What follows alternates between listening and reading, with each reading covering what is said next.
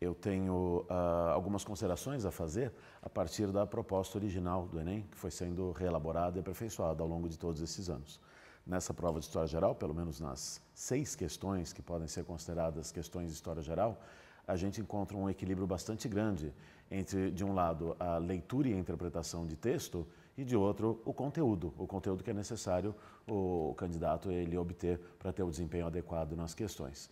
Então, em muitas dessas questões, era necessário apenas o entendimento do texto, pelo menos em 2 dessas questões, era necessário somente o entendimento do texto para se chegar à resposta correta. Em outros, era necessário ligar o texto, desde que devidamente compreendido, com um conteúdo que o aluno já deveria obter previamente, já deveria ter obtido previamente. Nesse sentido, foi uma prova bastante adequada. Ela conseguiu esse equilíbrio entre o entendimento de texto, a leitura de texto e os conteúdos. Os enunciados, em geral, tanto os enunciados quanto as alternativas, apresentaram uma formulação clara, eles foram de fácil compreensão para os alunos, com um ou outro deslize, notadamente na questão 30, em que ocorre uma imprecisão bastante grande, em que não se espera numa prova tão elaborada quanto a do Enem. Trata-se de uma referência na alternativa correta, falando sobre o fascismo, que identifica o movimento fascista na República Fascista Italiana. Isso pode gerar algum tipo de confusão, lembrando que durante a maior parte da vigência do regime fascista na Itália, o regime político, na verdade, era monárquico.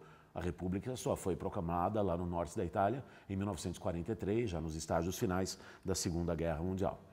Um outro problema da prova refere-se à estreita abrangência dos temas abordados.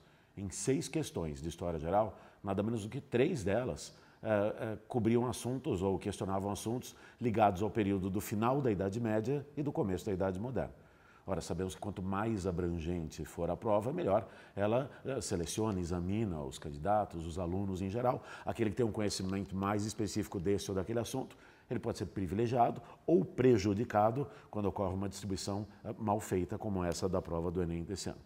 As questões, em geral, foram bastante simples, podia até dizer questões triviais, e, nesse sentido, a gente se pergunta, para os alunos, elas não apresentaram maior grau de dificuldade. Em geral, em que pese um outro deslize, como eu tenho identificado com vocês. Mas, em geral, não houveram maiores dificuldades.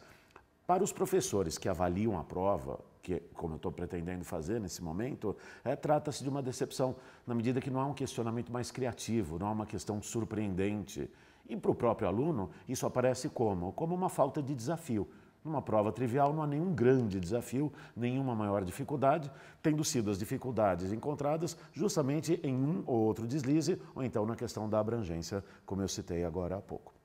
Além das questões de História Geral, existe uma questão, a questão de número 2 na prova azul, que pode ser considerada uma questão de filosofia, e essa sim foi uma questão bastante problemática, porque lidava com temas abstratos, como é próprio da filosofia, e nem sempre esses temas são adequados a um questionamento sobre a forma de teste. Nesse sentido, as alternativas elas podem incorrer em alguns deslizes, ou seja, na utilização de alguns conceitos que podem ser interpretados desta ou daquela maneira. No caso dessa questão de número 2, referente à moral, aos usos que se faz da moral, nada menos do que 3 alternativas, elas poderiam ser lidas e interpretadas como que se estivessem dizendo a mesma coisa. Então, nesse sentido, a questão ela foi problemática.